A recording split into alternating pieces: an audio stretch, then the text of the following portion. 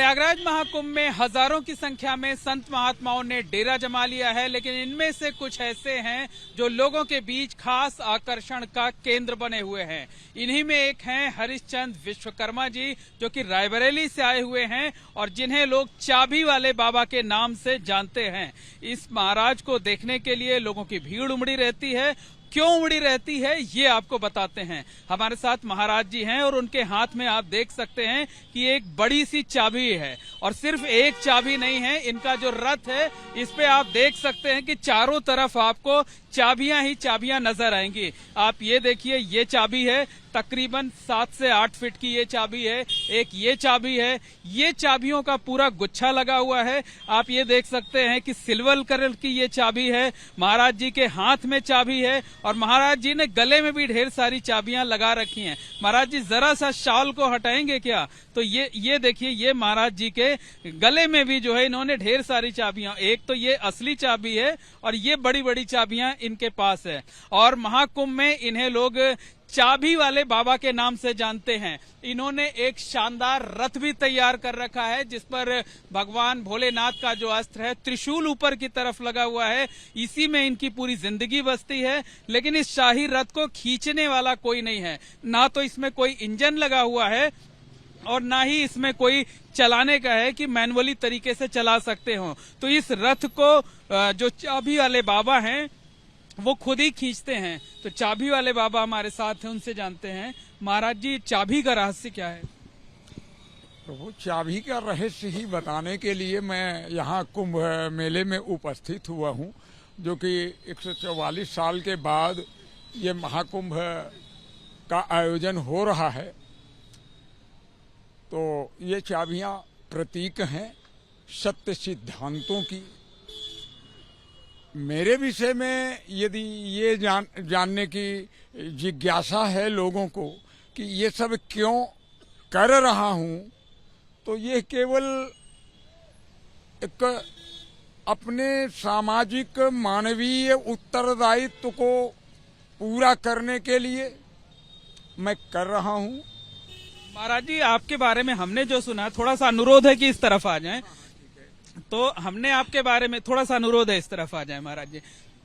हमने आपके बारे में सुना है कि आपका कहना है कि लोगों के अंदर अहंकार बहुत आ गया है, तो अहंकार पर ताला लगाना है और जो लोगों की बुद्धि बंद हो गई है उसको ये जो आपकी बड़ी सी चाबी है, इस चाबी से खोलना है।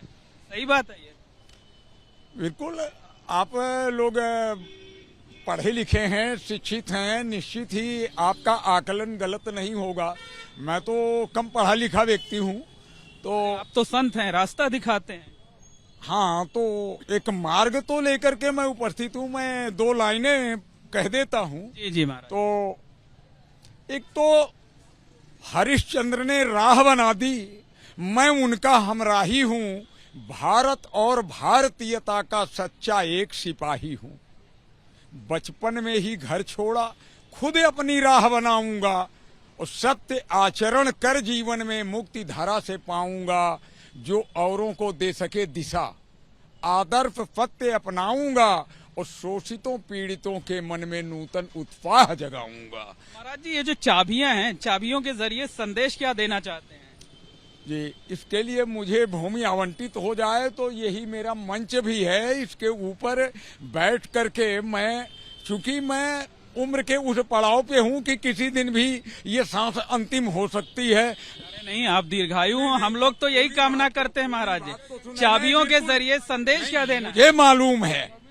मुझे मालूम है वही संदेश देने के लिए मैं तो एक पुस्तक लिखना चाहता था, जो मैंने अपने बाल्यकाल पे मैंने अपने माता पिता परिवार को त्याग करके जो सत्य सिद्धांत निष्पादित किए हैं, उन सत्य सिद्धांतों को समाज के हित में पहुंचाने का कार्य होता। किंतु मैं सर्व साधनहीन हूँ, भिक्षाटन करता नहीं और चिंतन करने वाला व्यक्ति किसी प्रकार का कोई कार्य कर नहीं सकता। मेरे पास कुछ ऐसा नहीं, मेरा कोई सहयोगी नहीं कि वो मेरी पुस्तक लिखने में सहयोगी बनता, फिर उसे प्रकाशित कौन करेगा और फिर उसे खरीदेगा कौन? वास्तव में वो लोग खरीदेंगे जिन्हें उसकी कोई जरूरत नहीं है।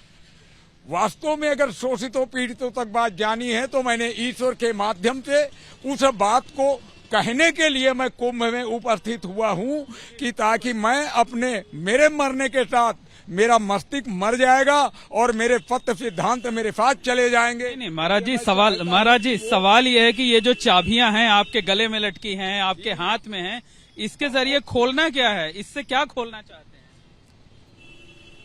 जो भी समस्याएं हैं, जो उनके समाधान प्रस्तुत करने के लिए ये प्रतीकात्मक है और एक नहीं अनेकों अर्थ हैं। ये सब कुछ चक्रीय है, दुनिया में सारी गतियां चक्रीय हैं। या मेरे गुरु स्वामी विवेकानंद जी, जिनको मैंने आदर्श मान करके ये जीवन जिया, ये उनका जीरो, ये जीरो और जीरो में एक जोड़ देने के बाद एक अटूट जोड़ मैंने लगाया और ये एक चाबी बन गई जो सफलता की कुंजी कहलाई।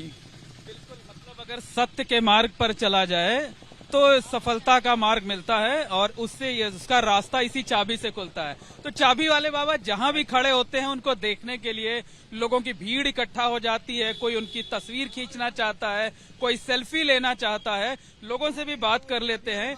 क्या नाम है आपका? संदीप पांडे। पांडे जी, ये बताइए, महाकुंभ में तमाम तरीके के बाबा आए हैं, ऐसे चाबी वाले बाबा आपने देखे थे?